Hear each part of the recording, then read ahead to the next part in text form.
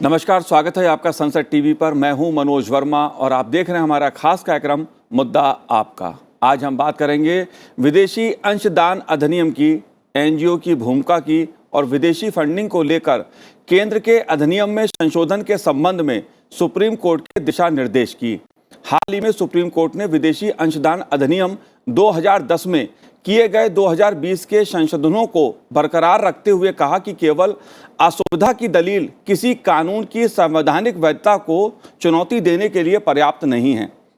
अदालत ने कहा कि ऐसी धारणा है कि संसद कानून के क्रियान्वयन में प्राप्त अनिवार्यता और अनुभव के अनुसार अपने लोगों की जरूरतों को समझती है और उन पर प्रतिक्रिया करती है।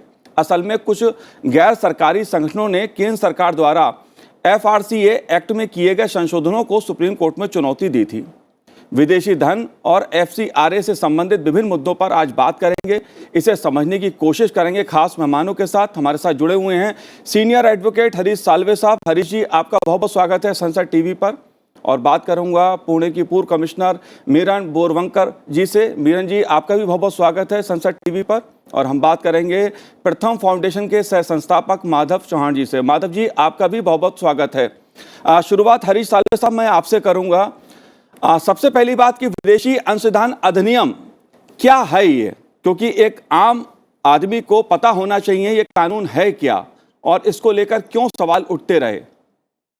देखिए, ये 1976 में पहली बार आया था। उसके बाद एक रिवाइज्ड कानून आया 2010 में। इसका जब से इंडिया में ये कंसर्न आया कि बाहर का पैसा आके हमारी इंटरनल अफेयर्स में, पॉलिटिक्स कहिए आप, सोशल फैब्रिक कहिए, इंटरनल यानी जो कमर्शियल मैटर्स नहीं है पर जो हमारे देश के सोशल इश्यूज हैं उस पे इसका अगर इफेक्ट पड़ेगा तो ये अगर डोनेशंस के जरिए आता है तो इस पे कंट्रोल होना चाहिए। तो 3 ऑप्शन थे। एक था कि इसको आउटराइट प्रोहिबिट कर दिया जाए, इस पे कि पैसा आ ही ना सके। दूसरा था कि इसको रेगुलेट किया जाए। तीसरा था इसकी सिर्फ रिपोर्टिंग रिक्वायरमेंट रखें कि भाई जिसको जितना पैसा बाहर से आता है लेते रहें और वो उसका एक टाइम टू टाइम देते रहें। जी, हमको ये भी मान के चलना पड़ेगा कि कई, मैं नाम नहीं लेना चाहता, कई देश अपने जो इंटेलिजेंस सर्विसेज हैं उनके थ्रू, एनजीओज के थ्रू लिंक करके कई देशों में पैसा लगाया है। उन पे आरोप है कि उनकी सरकारें बदली हैं, उन पे आरोप है। आज भी देखिए बगल में पाकिस्तान ये आरोप लगा रहा है कि बाहर का पैसा आया। अमेरिका में इलेक्शन हुआ, आरोप लगा कि रशियन पैसा आया, और ये सब चलता रहेगा। तो इस सिचुएशन में हमारे जो पार्लियामेंट ने फैसला किया, हमारे देश में जो कानून बना वो ये था कि भाई अगर आप पैसा ले सकते हैं, पैसा लेने में कोई आपत्ति नहीं है, पर 2-3 चीज इसकी मोटी मोटी बात अगर मैं कहूँ। पहला तो आपको रजिस्टर करना होता है। तो आप कौन हो, आपके कौन लोग हैं, कौन ट्रस्टीज हैं, आपके ऑब्जेक्ट्स क्या हैं, किस लिए आप पैसा ले रहे हो, ये सब रजिस्टर करना पड़ता है। फिर एक स्कीम बनानी पड़ती है कि भाई किस स्कीम के लिए पैसा आ रहा है, और ये हिसाब देना पड़ता है सरकार को कि ये पैसा इस ऑब्जेक्ट के लिए आया, इस पर्पज के लिए आया और उस पर खर्चा हो गया। जी, ये 3 इसके ब्रॉड पिलर्स थे। अब इसमें एक इशू था कि भाई आपने पैसा लिया और आपने पैसा लेके किसी और को दे दिया, तो वो किसी और को दे दिया, वो आपका यूटिलाइजेशन माना जाएगा या वो ट्रांसफर माना जाएगा? क्योंकि इसमें एक ये बड़ा वीकनेस आ गया था कि ठीक है, आप रजिस्टर्ड ट्रस्ट हो, आपने पैसा ले लिया, आपने दिखा दिया कि देखो मेरे ये इतने, मैं गरीबों में काम करता हूँ, मैं हॉस्पिटल में हेल्थ केयर में काम करता हूँ, मैं एजुकेशन में काम करता हूँ, आपने वो तो दिखा दिया आपके एनजीओ ने। पर आपने कहा जी ये पैसा आया, ये मैंने बाकी 5 ऑर्गेनाइजेशन को बांट दिया और ये भी उसी एरिया में काम करते हैं। आपने तो बांट दिया, अब वो ऑर्गेनाइजेशन क्या काम करते हैं नहीं करते हैं वो रजिस्टर्ड नहीं है, तो उसके कारण काफी प्रॉब्लम हो रहा था। तो अब जो संशोधन आया वो ये है कि भाई आप एक कंड्यूइट मत बनिए। जो पैसा आपको आता है आप अपने ऑब्जेक्टिविटीज पे लगाइए, आप अपना पैसा किसी और को नहीं दे सकते। एक तो ये, और दूसरा ये बात मेरे आज तक कभी समझ में नहीं आई। ये आधार कार्ड का जो लेके झाड़ा हुआ है पूरा अपने देश में, ये आधार कार्ड देना पड़ता है आपको रजिस्ट्री के टाइम पे, तो वो कह दिया कि हमारी राइट टू प्राइवेसी पे अटैक है। ये इसके दो मैंने जजमेंट पढ़ी, मैं यही दो जी, मैं आपसे हरीश भाई ये भी समझूंगा, जो मौलिक अधिकार की बात कही गई है उस पे कोर्ट ने भी टिप्पणी की है, उसको भी मैं समझने की कोशिश करूंगा। लेकिन मिरन चड्ढा जी, मैं आपसे ये जानना चाहूंगा कि जो एनजीओ की भूमिका को लेकर सवाल उठता है, खासतौर से जो विदेशी चंदा आता है उसको लेकर लगातार सवाल उठते रहे हैं। उसी के संदर्भ में संशोधन भी किए गए। संशोधन में मोटे तौर पर यह बताया गया कि आपका एक खाता होगा, एसबीआई स्टेट बैंक में आपको खाता खोलना होगा। आप खर्च कैसे करेंगे, क्योंकि खर्चों को लेकर भी एनजीओ के लगातार सवाल उठते रहे हैं, उसको लेकर भी संशोधन किया गया। लेकिन इन्हीं सब बातों को चुनौती कोर्ट में दी गई थी। आप कैसे देखती हैं इसको? मैं साढ़े सर से तो सहमत हूँ। उसके अलावा मैं दो अपने निजी एक्सपीरियंस शेयर करना चाहूंगी आपके ऑडियंस से। जी, मुझे पुलिस ऑफिसर के रूप में बहुत बार ऐसे इनविटेशन, निमंत्रण आते हैं जहां पे हम महिलाओं पे फोर्स्ड प्रोस्टिट्यूशन या जिसको ह्यूमन ट्रैफिकिंग बोलते हैं, उस क्षेत्र में काम करते हैं। और मैं अपने 36-37 वर्ष के पुलिस करियर में बहुत ही माइनर से मेजर लड़कियों से बातें करती रही हूं कि ये फोर्स्ड प्रोस्टिट्यूशन की समस्या क्या है। जी, इतनी गरीब तबके से लड़कियां आती हैं, उनका इतना शोषण होता है। तो कई एनजीओ जब मुझे निमंत्रण देते थे कि मुंबई में आइए, दिल्ली में आइए, ताज होटल जो देश का सबसे महंगा होटल है, वहां पे हम इस विषय पे कॉन्फ्रेंस कर रहे हैं, तो मैं कभी स्वीकार नहीं करती थी। मुझे लगता था ये फॉरेन फंड का या देश में जो लोग ये एनजीओ को फंड कर रहे हैं उसका मिसयूज है। तो जो करंट गवर्नमेंट का जो अमेंडमेंट है और जिसे सुप्रीम कोर्ट ने ठीक बताया है, वो ऐसे फंड्स को किस तरह से अच्छी तरह से खर्च किया जाए और जिस उद्देश्य के लिए लिया गया है उसके लिए खर्च किया जाए, इसके बारे में एक बहुत सराहनीय कदम है। इसे हमें अप्रिशिएट करना चाहिए, ये मैं कहना चाहूंगी। जी, जी, बिल्कुल। माधव जी, आप कैसे देखते हैं जो सुप्रीम कोर्ट ने केंद्र सरकार के जो संशोधन थे, उसको आप कैसे देखते हैं, क्योंकि सुप्रीम कोर्ट ने भी उस पर मोहर लगा दी एक तरह से? सुप्रीम कोर्ट ने जरूर ये कहा है कि जो गवर्नमेंट कर रही है सही है। और मुझे लगता है कि ये तो गवर्नमेंट का हक बनता है, पार्लियामेंट का हक बनता है कि देश का कारोबार कैसे चले, इसमें क्या हो और क्या ना हो, इसके बारे में संशोधन करे, इसके बारे में कोई कानून बनाए जाएं। तो ये जो साल्वे साहब कह रहे थे कि ये डेंजर फॉरेन इंटरफेरेंस का हमारे सिर्फ सोशल अफेयर्स में नहीं, पॉलिटिकल अफेयर्स में भी, जी, हमारे राजनीतिक जो हमारा काम चलता है, इसमें भी लोगों को बहकाने के लिए पैसे दिए जाते हैं और आते हैं, और इस पर पाबंदी लगनी चाहिए। तो इसमें दो राय नहीं हो सकती। 1976 में जब ये पहली बार कानून आया था, तब इंदिरा जी प्राइम मिनिस्टर 76 में हुआ, 75 में हुआ, इमरजेंसी के दौरान ही हुआ था ये। तो उस समय वो बना था। ऐसा नहीं कि आज का जो राजनीतिक दल है राज करने वाला, इन्होंने ये बनाया है, ये तो पहले से बना हुआ है। अब यही है कि इसमें और कंट्रोल कौन करेगा। सो गवर्नमेंट किस तरह से कंट्रोल करती है, तो मैं, हालांकि हमारी एनजीओ है और हम भी फॉरेन फंड्स लेके काम करते हैं, तो ज़रूर हम मानेंगे कि ये गवर्नमेंट का हक बनता है कि कंट्रोल करें। तो लेकिन ये कहाँ तक जाएगा और गवर्नमेंट का कंट्रोल कहाँ तक जाएगा, इसके बारे में कुछ लोगों के सवाल हैं। जी, आधार कार्ड देना, तो आधार के बारे में जब आधार पहले प्रपोज किया था नंदन नीलेकणी जी ने, तब से बातें हो रही थी कि आपकी प्राइवेसी पर कंट्रोल आ जाएगा वगैरह वगैरह। और उनका कहना यह था कि आप जब क्रेडिट कार्ड के लिए देते हो, क्रेडिट कार्ड नंबर देते हो, तो आपकी प्राइवेसी नहीं जाती है क्या कहीं पे? तो वैसे बोला तो बहुत कुछ जा सकता है, लेकिन ये with in control, with in limits control अगर है तो हो सकता है। मुझे एक मुद्दा ऐसा भी उठाना है जी, कि जैसे फॉरेन फंड्स का अगर इंटरफेरेंस का है, पॉलिटिकल इंटरफेरेंस नहीं करना है, तो मैं कहूँगा कि जो सिर्फ फॉरेन फंड्स की बात नहीं है, जो चंदा देते हैं, जो पब्लिक ट्रस्ट को पैसा देते हैं, क्या वो पैसा सोशल इंटरफेरेंस के लिए यूज़ किया जाता है कि नहीं, जी, पॉलिटिकल इंटरफेरेंस के किया जाता है कि नहीं? गवर्नमेंट जो पार्टीज है, पॉलिटिकल पार्टीज, ये foreign funds were not being used for political parties. लेकिन मैं समझता हूँ शायद साल्वे जी बता सकेंगे इसके बारे में, क्योंकि उनकी सॉलिसिटर जनरल की आमदनी में शायद ये हुआ था कि पॉलिटिकल पार्टीज ने फॉरेन फंड्स लेना शुरू कर दिया। Am I right on this? जी। अगर वो है तो ये सोचने वाली बात है कि पॉलिटिकल पार्टी, राजनीतिक दल जो चुनाव लड़ते हैं वो चंदा प्रदेश से ले सकते हैं और राजनीति कर सकते हैं, नहीं लेकिन सर, दूसरा कोई नहीं कर। जी नहीं, वो आपसे माधव जी, जी सालवे साहब, आपको जवाब देना इसका चाहेंगे? टोटल पाबंदी है, वो अलाउड नहीं है।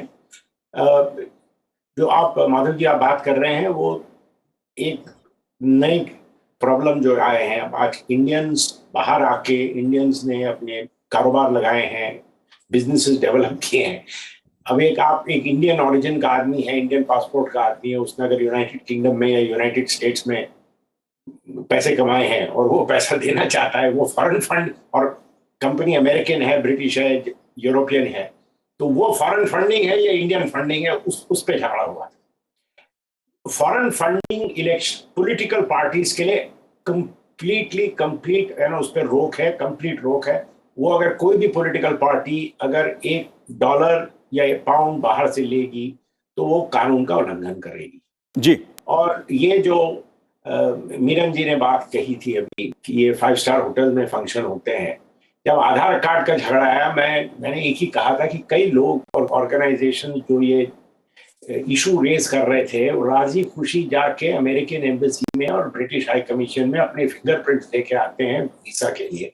पर जब भारत सरकार कहती है भैया अपने फिंगरप्रिंट दे दो, उनकी प्राइवेसी का उल्लंघन होता है। हरीश साल्वे साहब, एक मुद्दा और उभर के आया सुनवाई के दौरान कि विदेशी चंदा प्राप्त करना मौलिक अधिकार के रूप में इस बात को जस्टिफाई करने की कोशिश की गई याचिकाकर्ताओं की तरफ से। क्या ये मौलिक अधिकार है, विदेशी चंदा प्राप्त करना? देखिए, मौलिक अधिकार, विदेशी चंदा लेना मौलिक अधिकार हो ही नहीं सकता। और ये जो माधव जी ने बात कही, इसमें मैं कमेंट करना चाहूंगा, कहां तक सरकार जा सकती है। तो एक फ्रीडम ऑफ कॉन्शियंस और हमारे देश में है। वो फ्रीडम ऑफ कॉन्शियंस का मतलब ये है कि हम अगर कोई भला करना चाहें, हम कोई अगर काम करना चाहें, हम कोई ट्रस्ट बनाना चाहें, ये 11 जजेस के सामने जो TMFI की जजमेंट है उसमें हमने बहस किया था कि आज हमने ये जो मौलिक अधिकार है इनको एक बड़ा रूप दिया है। तो अगर आज मैं ये करना चाहूँ कि अपने देश में मेरे पास जो पैसे हैं, मैं उससे अगर आज एजुकेशन करना चाहूँ, मैं सुधार लाना चाहूँ, या जैसे मीरन जी ने कहा ये सेक्स ट्रैफिकिंग है, उसमें गरीब बच्चियां जो आज फंस जाती हैं, उनका उद्धार करने के लिए पैसा लगा, तो कोई रोक नहीं सकता। सरकार ऑब्जेक्ट नहीं डिक्टेट कर सकती मैं क्या कर रहा हूँ जी। तो मैं पैसा कहाँ से लूँ। मैं ये तो नहीं कह सकता कि अगर आज मुझे हॉस्पिटल लगाने हैं तो मुझे पैसे लेने का अधिकार है, दाऊद इब्राहिम का भी पैसा ले सकता हूँ। तो ये तो नहीं हो सकता ना। तो बाहर का पैसा आया, और हर इसमें सरकार को ये देखने का हक है कि जो आपका मौलिक अधिकार है उससे देश का कोई नुकसान ना हो। जी। आपने जो कह दिया, आपका ऑब्जेक्ट को ही कर्टेल नहीं करना। सरकार ये नहीं कह रही कि आप ये काम नहीं कर सकते, वो काम नहीं कर सकते। सिर्फ एक ही काम पे टोटल प्रोहिबिशन है, वो है पॉलिटिकल फंडिंग, और वो सब मानते हैं कि सही है, उस पे कोई दो राय नहीं हो सकती। उसके अलावा आपके ऑब्जेक्ट पे कोई झगड़ा नहीं। पर आप ये तो नहीं हो सकता ना कि आप पैसा लें जेंडर जस्टिस के लिए और आप उसको कल खर्चा कर दें किसी और काम के लिए जो जायज ना हो या जायज हो। मैं ये भी कह रहा हूं, आप अगर आज जेंडर जस्टिस के लिए पैसा लें और आप उसको कल एजुकेशन पे खर्चा कर दें, तो इसका मतलब ये है कि आप जो डिसिप्लिन है बाहर के पैसे पे, उसका उल्लंघन कर रहे हैं। क्यों करना चाहते हैं आप? अब क्या सरकार कह क्या रही है आपको? एक अकाउंट में पैसा डालिए, डेजिग्नेटेड अकाउंट। फर्क इतना है, और ये बात बड़ी समझने वाली है। पहले आप कहीं भी अकाउंट एक डेजिग्नेट कर सकते थे, उसका उल्लंघन हो रहा था। तो सरकार ने कहा अब आप स्टेट बैंक में पैसा रखें, क्योंकि कंट्रोल हो जाता है और विजिबिलिटी है। तो आप स्टेट बैंक में पैसा रखेंगे और उसमें से खर्चा करेंगे। इसमें अब इतनी कौन सी असुविधा होगी कि आप कह लो मेरा फ्रीडम ऑफ कॉन्शियंस चले गया या मेरा फ्रीडम ऑफ जी। एक बात मीरन जी, मैं आपसे जानना चाहता हूं, क्योंकि यह मुद्दा बड़ा महत्वपूर्ण मुद्दा है। एनजीओ की भूमिका को लेकर अक्सर सवाल उठते रहे हैं। यह संशोधन हुआ उसके बाद ही बहस हो रही है, ऐसा नहीं है। पूर्व प्रधानमंत्री मनमोहन सिंह जी ने खुद कहा था तमिलनाडु की एक परियोजना के बारे में, उसको लेकर कहा था कि देश में कुछ एनजीओ हैं जो देश के विकास को प्रभावित करते हैं। उसको किसी तरह से नुकसान पहुंचाने की कोशिश करते हैं। उन्होंने भी ये बात कही थी और केंद्र सरकार ने इस बार कहा है कोर्ट में कि कुछ लोग, कुछ संगठन हैं जो विदेशी फंडिंग का इस्तेमाल राष्ट्रविरोधी कार्यों के लिए करते हैं। आप इससे सहमत हैं? कैसे देखती हैं आप इसको? बिल्कुल मैं सहमत हूँ, और as a police officer, as a intelligence collection agency, हमारे पास ये बहुत ही स्ट्रॉन्ग एविडेंस है कि कई देश जो हैं वो हमारे देश को प्रभावित करने के लिए, हमारी पॉलिसीज को प्रभावित करने के लिए कुछ स्पेसिफिक एनजीओज को फंड्स देते हैं और उनके थ्रू हमें इन्फ्लुएंस करने की कोशिश करते हैं। इसके अलावा जो सुप्रीम कोर्ट ने एक और अपहोल्ड किया है वो ये है कि अगर आप as an NGO foreign funding ले रहे हैं तो आप 20% से ज्यादा खर्च प्रशासन के लिए, एडमिनिस्ट्रेशन के लिए नहीं कर सकते। मैंने कई ऐसे एनजीओ देखे हैं, सॉरी मैं फिर बोल रही हूँ, high flying main and women, जिनका खर्चा खुद के पर्सनल बेनिफिट के लिए ज्यादा है और जिस उद्देश्य से वो पैसे लेते हैं वो कम है। तो इस रेगुलेशन के लिए, इस रेगुलेशन की भी बहुत आवश्यकता थी। अब सरकार ने और सुप्रीम कोर्ट ने ये तय किया है, एग्री किया है कि अगर आप फंड ले रहे हैं तो प्रशासन के लिए, एडमिनिस्ट्रेशन के लिए सिर्फ 20% खर्च कीजिए। और आपने जो ये मुद्दा उठाया कि to interfere in the national policy, वो उसकी बहुत एविडेंस हमारे पास है। और उससे बच के रहने के लिए एनजीओज को उन्होंने जो उद्देश्य अपने लिए रखे हैं उन पे ट्रैक पे रखने के लिए ये एक अच्छा अमेंडमेंट है, ये मैं कहना मांगूंगी। जी बिल्कुल बिल्कुल। ऐसे तमाम एनजीओ देश में है जो बहुत अच्छा काम कर रहे हैं। मैं ऐसा नहीं कहूंगा कि सारे एनजीओ ही खराब हैं, बहुत एनजीओ बहुत अच्छा काम भी कर रहे हैं, लेकिन तमाम एनजीओ ऐसे भी हैं जो विदेशी फंडिंग लेते थे और उनकी उस पर सवाल उठते थे कि वो किस काम के लिए पैसा लेते हैं और खर्च कहाँ करते हैं। उनका आम जनता से कोई सरोकार नहीं, देश की नीतियां कैसे प्रभावित की जाएं उसे वो काम करते थे। बड़े बड़े पुरस्कार उसके बदले उनको मिलते थे। माधव जी, ये खर्च के ऊपर जो संशोधन हुआ है, इसको आप कैसे देखते हैं? क्योंकि एनजीओ के ऊपर एक बड़ा सवाल यह था कि खर्चों को लेकर पारदर्शिता नहीं रहती है। पैसा लेते हैं विदेशों से, चंदा इकट्ठा करते हैं, लेकिन कार्यों पे नहीं करते हैं, अपने ऑफिस के नाम पर अपने ऊपर ज्यादा खर्चा करते हैं। नहीं, एनजीओज जो फंडिंग लेते हैं उसको लेकर खर्चे पर पूरी पारदर्शिता होनी चाहिए। इसको मैं मानता हूँ, मेरी संगठन मेरा मानता है और हमारा व्यवहार भी उसी तरह से होता है। ये जो 50% से 20% पर लाया गया है, हम तो मानते हैं कि 6-7% पे भी काम चल जाता है तो ऐसी ज़रूरत नहीं है। लेकिन प्रॉब्लम उसमें मुझे लगता है जो है वो ये कि ये एडमिनिस्ट्रेटिव एक्सपेंडिचर किसको कहोगे और किसको नहीं कहोगे। तो ऐसा है कि कानून, राजनीति और सामाजिक जो तत्व हैं उस पर चलता रहता है। तो कई बार ऐसे होता है कि आप कोई कानून बनाते हो, कोई रूल बनाते हो और उसका इम्प्लीमेंटेशन इस्तेमाल करते समय कुछ उल्टा सीधा हो जाता है। तो उसकी तरफ थोड़ा ध्यान देने की ज़रूरत है कि ट्रांसपेरेंसी है तो ट्रांसपेरेंसी, जैसे देखिए एफसीआर में मुझे ये समझ में नहीं आता कि अगर कोई एनजीओ गलत काम कर रहा है तो 5 साल क्यों रोके? जब गलत काम करे तो आप नोटिस भेजो ना कि आप गलत काम कर रहे, ऐसे हमारे नज़र में आ रहा है, जरा सफाई दे दो। अचानक से जाके क्यों बंद कर दिया जाए, वगैरह वगैरह। एफसीआरए के जनरल लॉ के बारे में बहुत कुछ बोला जा सकता है। तो एनजीओज में भी ये काम हुआ था, देखा कि जहाँ कारोबार ठीक से नहीं करते हैं लोग, ट्रांसपेरेंट नहीं है, तो इन्होंने मिलकर एक अपना ही ऑपरेशनल एथिक्स तैयार करने की कोई कोशिश की गई, लेकिन वो हो नहीं पाया कि कोई लोग मानते हैं, कोई लोग नहीं मानते। तो बिल्कुल सही, एक पारदर्शिता होनी चाहिए, लेकिन पारदर्शिता भी पारदर्शक होनी चाहिए, वरना कुछ लोग पारदर्शक हो और बाकी लोग ना हो, ऐसा नहीं होना चाहिए ना। जी सालवे साहब, ये खर्चे का जो सवाल है इसको लेके भी तमाम तरह की दलील दी गई कोर्ट में सुनवाई के दौरान, तमाम तरह के सवाल खड़े किए गए कि साहब हमसे तो हिसाब किताब मांगा जा रहा है, पारदर्शिता की बात की जा रही है। देखिए, ये कानून को एक तरफ कर दीजिए जी। ये एनजीओ हैं, ये सब एक किस्म के ट्रस्ट है। ट्रस्ट का मतलब होता है, ये अंग्रेजी शब्द है, ये पुराना कानून जो हुआ था कि लीगल ओनरशिप के ऊपर रोक लगाई जाती है कि अगर इंटरेस्टमेंट है किसी कारण के, तो आप उस प्रॉपर्टी के ट्रस्टी बन जाते हो, ना कि उसके मालिक।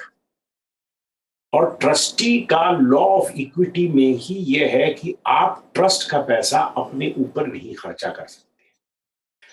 अब एक ट्रस्ट को चलाने का एक मिनिमम खर्चा हमेशा होता है। यहाँ तो दिक्कत क्या है, इंडिया में पेंडेंसी इतनी है और इतने इंपॉर्टेंट केसेस पेंडिंग है कि ये केसेस कभी सुनवाई पे आते नहीं। वरना इस देश में, यूके में, अगर किसी ट्रस्ट ने इस तरीके से खर्चा किया और कहीं चांसरी में वो केस चलेगा तो ट्रस्टीज की खाल खिंच जाएगी कोर्ट में।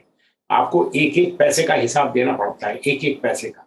आप अगर ट्रस्टी हो तो 1 रुपया आप, माधव जी बताएंगे आपको, 1 रुपया अपने ऊपर नहीं खर्चा कर सकते आप। वो पैसा किसी और का है और एक डेडिकेशन है एक ऑब्जेक्ट के लिए जी। तो उसके अगर एक ये सरकार ने एक रूल ऑफ थंब लगाया कि भाई ये नहीं कि 20% तक खर्चा कर सकते हो, ये है कि 20% से ज्यादा नहीं खर्चा कर सकते। इसका मतलब ये नहीं, ये छोटे ट्रस्ट के लिए 20% है। बड़ा ट्रस्ट होगा तो जैसे माधव जी कह रहे 3% 4% से भी काम चल सकता है। ये लगाना पड़ा क्योंकि मैं एक और चीज आप खुल के बताऊंगा जी। मुझे पता है कई ऐसे ट्रस्ट कंसल्टेशन फीस देते हैं लोगों को कि भाई ये हमारे एडवाइजरी बोर्ड में है, इन्होंने हमको एडवाइस किया, इन्होंने हमको कंसल्टेंसी दिया, और वो लोग सोशली इंपॉर्टेंट है और वो आप अपना खर्चा दिखाते हैं कि हमारा एडमिनिस्ट्रेशन का खर्चा है। इसीलिए इस पे इतनी तकलीफ हो रही है लोगों को कि आप अगर ये 20% की लिमिट लगा दोगे तो ये बंद हो जाएगा। जी जी। माधव जी, आप इससे सहमत हैं जो सालवे साहब कह रहे हैं?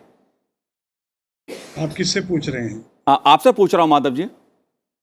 हाँ, ये देखिए, जब कानून है तो कानून तोड़ने की कोशिश करते हैं। रास्ते पर भी होता है, ट्रैफिक लॉस के बारे में भी होता है, तो कई तरह से किया जाता है। अगेन, ये जैसे एनजीओज के बारे में चलता है वैसे हर कॉर्पोरेट में चलता है, सब में चलता है। तो ये तो चोर पुलिस का खेल एक तरह से है कि लोग पकड़ने की कोशिश करते हैं, कोई भागने की कोशिश करते हैं। जो सीधा काम करता है उसको इस किसी भी चीज से डर नहीं होता। ओके, अगर आप जानबूझ के फायदा उठाने की कोशिश करते हैं तो जरूर आपको डर लगेगा कि ऐसा है वैसा है। लेकिन अगर ऐसा है कि जो सीधा काम करता है उसको भी डर लगने लगा तो कुछ गड़बड़ है मामले में, है ना? जी, गड़बड़ तो बहुत हो रही है जी, बिल्कुल। एनजीओ के नाम पे गड़बड़ बहुत हो रही है और मैंने पहले कहा कि बहुत एनजीओ हैं जो अच्छा काम भी कर रहे हैं। मेरा जी, एक ट्रेंड देखने में आ रहा है कि विदेशी चंदे के आधार पर जिस तरह से कुछ संगठन आतंकवादियों से भी उनकी साठगांठ उभर के सामने आई है, ऐसे कुछ संगठन भी हैं। इसको आप कैसे देखती हैं? क्या ऐसे मामले कुछ आपके सामने आए? बिल्कुल, बहुत आए, पर ऐसा है इंटेलिजेंस एजेंसीज ज्यादा इसके बारे में बोलना नहीं चाहती हैं। बहुत ऐसे मामले हमारे सामने आए हैं। In fact field officers, inspector level तक हमको समझ में आ जाता है कि किसने किसको फंड किया और उसके बाद कहाँ क्या राइट्स क्रिएट किए गए, स्टोन पेल्टिंग हुई, पैसे देके आपको जबरदस्ती मोर्चे करवाए गए, मोर्चों में लोग लाए गए। तो ये सब अब तो आम जनता को भी समझ में आ गया है कि ये सब स्पॉन्सर्ड है।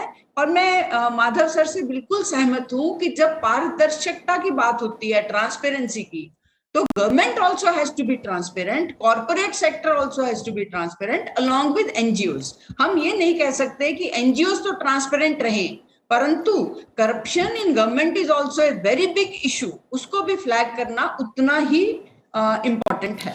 जी बिल्कुल बिल्कुल। अगर कहीं भी भ्रष्टाचार है उस पर बोलना ही चाहिए, उस मुद्दे को उठाना भी चाहिए। लेकिन फिलहाल तो बात एनजीओ की थी, इसलिए मैंने चर्चा एनजीओ की भूमिका को लेकर की, क्योंकि जो सुप्रीम कोर्ट के दिशा निर्देश आए हैं, जो संशोधन हुए हैं, उस पर चर्चा करना जरूरी था, उसे समझना जरूरी था। आप तीनों ने संसद टीवी से बात की, आपका बहुत बहुत शुक्रिया, बहुत बहुत धन्यवाद। तो हमारे इस कार्यक्रम में आज इतना ही। मुझे दीजिए आज्ञा, नमस्कार।